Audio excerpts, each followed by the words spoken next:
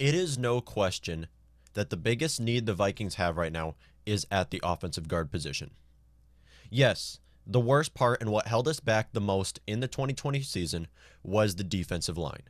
Was the entire defense just stopping the run and rushing the passer as a whole.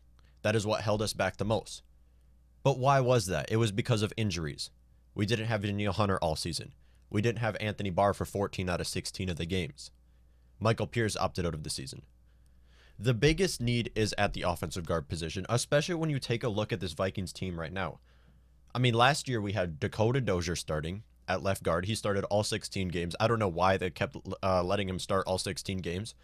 We saw Drew Samia start a few games. That didn't go so well either. Ezra Cleveland, our rookie, second-round rookie out of Boise State, started at offensive guard as well. All of them did not look good. Only one of those will probably be a starter next year, and that is Ezra Cleveland, simply because he was a second-round draft pick. Now, was he terrible? No. But did he look like a starter? Also, no. He looked like a backup. But once again, offensive line is that position where their rookie seasons, you don't expect them to be great. You don't expect them to be anything yet. It's their third year, typically, where they start hitting their peak. And this is why next year, Garrett Bradbury at center will be huge. And that's why all of the eyes need to be at Garrett Bradbury, our starting center next year, because he was our first-round draft pick in 2018. And typically, third-year players, third-year offensive linemen, is where they hit their peak, is where they look their best. So yes, Ezra Cleveland being a starting right guard, now he was drafted to be a left tackle, did not perform like a starting right guard. But once again, you have to cut him slack. He was a rookie, and as far as I know, he never played right guard until this last season, and that was only because the Vikings needed him that much. Our best right guard last year, or our best guard in general, was Brett Jones. Now you take a look at our offensive line right now. Dakota Dozier, he's an unrestricted free agent. No reason why the Vikings should bring him back. We also have Brett Jones, another unrestricted free agent, who, by the way, is an amazing backup. I'm a huge fan of Brett Jones. Same with Rashad Hill. He's also an unrestricted free agent. Rashad Hill and Brett Jones are our two best backup pieces that we have on our Vikings team right now. With Brian O'Neill, who gets injured a lot, with Riley Reif, who has suffered with injuries as well, these are two players that Rashad Hill can fill in for, and it's very comfortable knowing, even when they get injured, that we have a player like Rashad Hill stepping in. Same with our guards. I mean, Brett Jones is another piece that is very good to fill in, so that's why the Vikings need to focus on bringing back Rashad Hill and Brett Jones. But the biggest need, yes, those guys are backups. The biggest need is starters. We need those starting left guards, those starting right guards, and that's why we're going to take a look at some guards today. We have good news and bad news, actually. Bad news, Brandon Sheriff and Justin Simmons were both franchise tagged by their teams. Now, this was expected. I mean, I guess good news is that we expected this to happen because both Brandon Sheriff also wanted to go back to Washington. Justin Simmons, free safety with Broncos, wanted to go back with them. Both of them we expected to happen, but our good news, and we're gonna get into this, has to do with Joe Thune, the best free agent guard right now, where the Vikings really need. They need to drop all these things to get Joe Thune. Joe Thune is the biggest need for the Vikings, and if we can fill in, just help out that left side of the offensive line, which the interior side of the line as a whole was very bad at blocking for Kirk Cousins. Now, Garrett Bradbury, he did a great job blocking for Dalvin Cook. He was bad at blocking the pass. He was bad at pass protection, but for blocking for Dalvin Cook, you have to cut him slack because, yes, Garrett Bradbury has not at all looked like a first-round talent. Not at all. 2019 draft class, I think he actually came from 2019, if I'm right. Yes, so 2019. So it was his second year. I think I said 2018 earlier in this podcast episode. But yes, he did a great job blocking for Dalvin Cook. He was probably Dalvin Cook's second best blocker last year, obviously behind CJ Ham. And he did a great job blocking for him. But when it comes to pass protection, which is the biggest thing, he did very poorly. And all of our offensive guards last year averaged a PFF grade, our starting offensive guards, of 48.2. Out of 100, 48.2. Our offensive guards were terrible. And there's no question about that. And there's no reason to really cut Drew Samia. Now, Drew Samia was our worst offensive guard last year, but there's not really a reason to cut him because when you look at his contract, and plus it was his first year where he started anyways, and he started against players like playing against like DeForest Buckner and stuff like that. You don't expect him to do a whole lot. I mean, it was his first year actually starting. His first time starting a game was this last season. And when you look at his contract, there's no reason in cutting Drew Samia. Just keep him as a backup. But other than that, Dakota Dozier, he's got to go. He's an unrestricted free agent. No reason bringing him back. We have Ezra Cleveland. Obviously, he's going to start next year. But our best offensive guard last year was Brett Jones.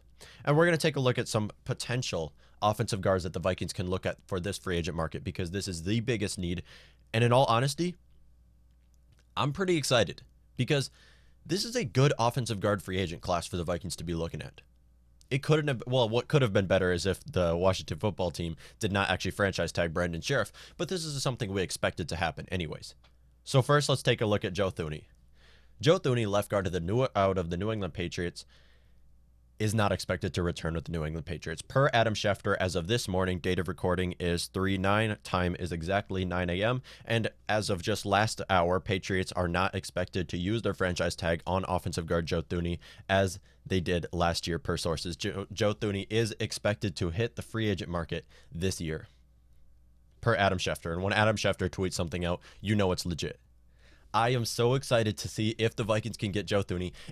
How will the Vikings get Joe Thune, first of all? Because the Vikings are bottom 5 in cap space right now. Now, they do have a little bit. They're not negative in cap right now. Obviously, if we bring back Eric Wilson and bring back a bunch of these guys, Vikings will be against the cap and not able to bring back Joe Thune.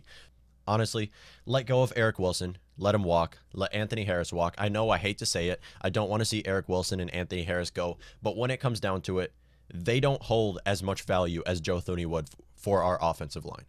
If the Vikings can bring in Joe Thune, have an offensive line with Riley Reiff, Joe Thune, Garrett Bradbury, Ezra Cleveland, and Brian O'Neill, this might be the extra step that gets the Vikings to a solid playoff run and maybe, potentially, if our team can stay healthy, compete for a Super Bowl. That's how important Joe Thune is for our team. Now, if you take a look at this, last year he played 980 snaps, 3 penalties, 2 sacks allowed, had a PFF grade of 74.2, and his market value is $15.3 million. Do I expect him to get $15.3 million? Now, he is a big hot commodity this free agent market, but once again, with the amount of depth that is at the offensive guard position with this free agent market, I don't expect him to get that full $15.3 million, but honestly, I'd be willing to pay it for the Minnesota Vikings, put him on a 3-year deal. He's only 28, which is actually very young for offensive linemen. He is only 28 years old, and if the Vikings can put him on a 3-year deal with only one of that actually guaranteed and just loaded up with incentives and bonuses, this would be huge for the Minnesota Vikings, and he may be that piece that brings the Vikings to the next step. Because you take a look at this last year.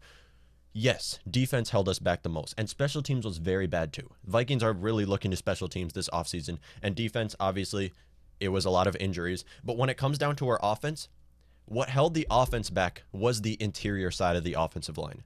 That was Garrett Bradbury, Dakota Dozier, Drew Samia, Ezra Cleveland, Pat Elflein.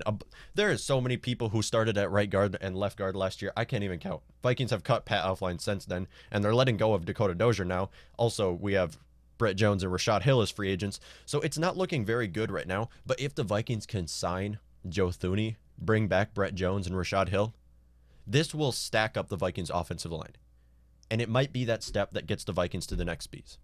Not to mention, if the Vikings do get Joe Thune, of course it will be very bad against our cap space, and we wouldn't be able to bring back a bunch of these guys. We wouldn't be able to pay a lot of these guys more money. But when it all comes down to it, Vikings not having to draft an offensive lineman in this next year's draft would be huge. And I've talked about it multiple times in this podcast. I do not want to see the Vikings draft an offensive lineman in the first couple rounds. Now, yes, they don't have a second-round draft pick. In the first round, I do not want to see the Vikings draft an offensive lineman. And the reason why I don't want to see that happen is because I've seen it happen enough, and it seems to never work out. The only offensive lineman drafted in recent memory that has worked out with the Minnesota Vikings is Brian O'Neill. And he suffers with a lot of injuries. Now, of course, that's not really predicted when drafting players, but he's the only player who we've drafted who's actually worked out in these last however many 10 years of drafting offensive linemen. I don't want to see it happen. If the Vikings can get an already developed offensive lineman like Joe Thune, who has been great his entire career, and they can bring him on this offensive line, instead look to defensive line in the draft because that's where the Vikings really shine. Maybe Christian Barmore, maybe getting Caleb Farley would be another one. Now, yes, Vikings fans don't really want to see another corner drafted in the first round. I would be all down for that if the Vikings can get Caleb Farley. Bringing in more pieces to add to this Vikings defense and bringing in Joe Thune might be the piece that not only gives us a division title, but might bring us to the Super Bowl. Yes, I might be getting ahead of myself there, but if you take a look at what held the Vikings back, if they can fill those needs, now there is a lot of needs, but if they can fill that in this free agent market and the draft, that would be huge. And it all starts with signing Joe Thune. Now, he's the guy we're looking to right now. When you take a look at other players, Say the Vikings can't get Joe Thune, because he is going to be a big hot commodity this free agent market. A lot of teams will be looking for Joe Thune because, once again, he is 28 years old, and offensive linemen typically play until they're 33, somewhere around there. He can be swooped up by a team, obviously starting at left guard or right guard for multiple teams out there. But once again, if the Vikings are unable to bring back Joe Thune and they decide instead to bring back Eric Wilson or some other route the Vikings go, there is more guards the Vikings can be looking to. And that's why we're going to take a look at Gabe Jackson, off right guard for the Las Vegas Raiders. Now, Gabe Jackson was cut by the Las Vegas Raiders following the 2020 season, where he didn't have a great season. Now, he played 1,062 snaps, where he didn't allow a single sack. So statistically, he had a pretty good season, but his pass protection or his run blocking grade wasn't as good as it should have been. But still, him protecting the pass was great last year. And this is why I think, when it all comes down to it, this is the most likely signing for the Minnesota Vikings. Because, of course, the Vikings don't have a whole lot of cap space now. Bringing Joe Thune is a high possibility. But once again, the way the Vikings like to operate, bringing in Gabe Jackson on a one-year deal seems more like a Minnesota Vikings Rick Spielman type move. But again, if they can get Joe Thune, this would be huge. This is a secondary. If we can't get Joe Thune, bring in Gabe Jackson, move Ezra Cleveland to left guard. Now, I would rather actually see Ezra Cleveland play as a left guard than a right guard, because, of course, he was a left tackle in college, and maybe moving him to left guard would be an increase, and he could get more ready to be a left tackle if the Vikings do move on from Riley Reiff, because Riley Reiff is under contract for one more year, whereas Ezra Cleveland was actually drafted to be Riley Reiff's replacement, has not taken that spot yet. But once again, if he can play at left guard, that's a lot better than playing on the right side of the line, where he could be prepared to be Riley Reiff's replacement. I'd be all down for the Vikings bringing in any offensive guard, anybody who can start on this offensive line at the offensive guard position.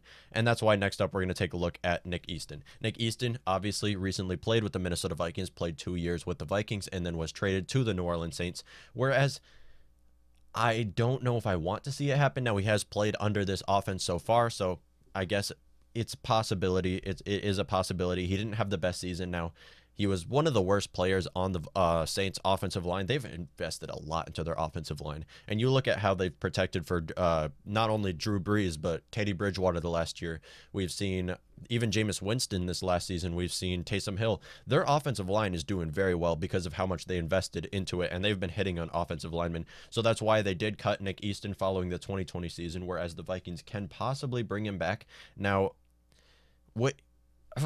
I don't want to see it happen. Obviously, Nick Easton, he's not a solid starter. Vikings would probably put him on a one-year deal, most likely transition into maybe one of their draft picks. But once again, I would rather see Brett Jones be an starting offensive guard over Nick Easton, but he is a possibility. He did play 562 snaps, where he only allowed 2 sacks in the 2020 season.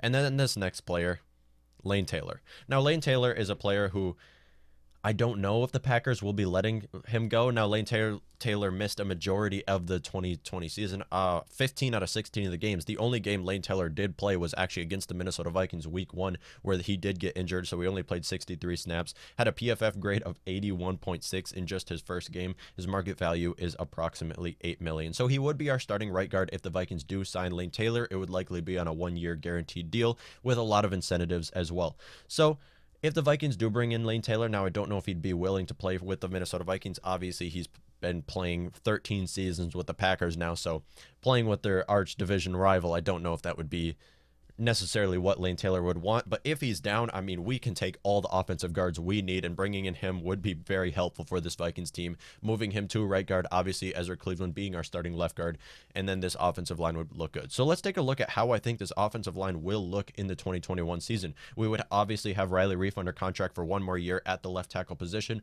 Hopefully, left guard, we can have Joe Thune. If not, if the Vikings are unable to get Joe Thune, it would be Ezra Cleveland at left guard. Center, obviously Garrett Bradbury going into his 3rd season. All of the eyes are on Garrett Bradbury because, hopefully he does have a successful season. Now, Garrett Bradbury, like I said earlier in this podcast, he's done a great job blocking for Dalvin Cook, but when it comes to protecting for Kirk Cousins, has done an awful job and does not look like first-round talent at all. So he would be our starting center, and then at right guard, Ezra Cleveland, or maybe someone else, Gabe Jackson, one of the other people we named. I hope the Vikings can get an offensive guard in free agency. In fact, the Vikings need to get an offensive guard in free agency. It's undoubtedly the biggest need the Vikings have right now, and if the Vikings can get an offensive guard in free agency, instead look to defense in the first round of the draft, this would tremendously help out this team. And honestly, if the Vikings special teams comes together too, this might put us in the Super Bowl competition. Let's take a look at our offensive line depth. So Vikings not only do need to look for an offensive guard in free agency, but they must bring back Rashad Hill and Brett Jones. They were key backups. Of course, the Vikings, we have a lot of depth on the offensive line, a lot of great depth on the offensive line. We just need those core starters, whereas Rashad Hill would be our backup left and right tackle, backup to Riley Reiff and Brian O'Neill, which I'm very comfortable with him being a backup. Ezra Cleveland would also be a backup left tackle, whereas left guard and right guard, we have Brett Jones, we have Kyle Hinton, we have Drew Samia, and obviously Brett Jones also our backup center. And then Vikings will likely draft some rookies in there too. So this Vikings offensive line, there is a lot of depth, and that's why the Vikings, if we can get that core starter, bring our core starter at left guard or right guard, bringing back Rashad Hill, bringing back Brett Jones, this may just fix the Vikings offensive line. And it is the biggest need this offseason. And right now, Joe Thune is expected to hit the free agent market as of March 19th, or as March 9th. He is expected to hit the free agent market, as the New England Patriots are not going to use a franchise tag on Joe Thune once again this season, which is kind of odd considering the Patriots have a lot of cap space. And it just shows when you don't have a quarterback under contract, you have so much cap space. I think they are a third in cap space, expected cap. Now, obviously, they haven't released how much cap space they're going to be giving to each team yet, but expected cap space, they are third in the NFL, only behind the Jets and Jacksonville Jaguars. You can let go of Anthony Harris. You can let go of Eric Wilson. Just look to Joe Thune this offseason. You can also get Harrison Smith on a more team-friendly deal. Maybe Anthony Barr on a more team-friendly deal. This would really help out the Vikings in the 2020 season. Let me know what y'all think.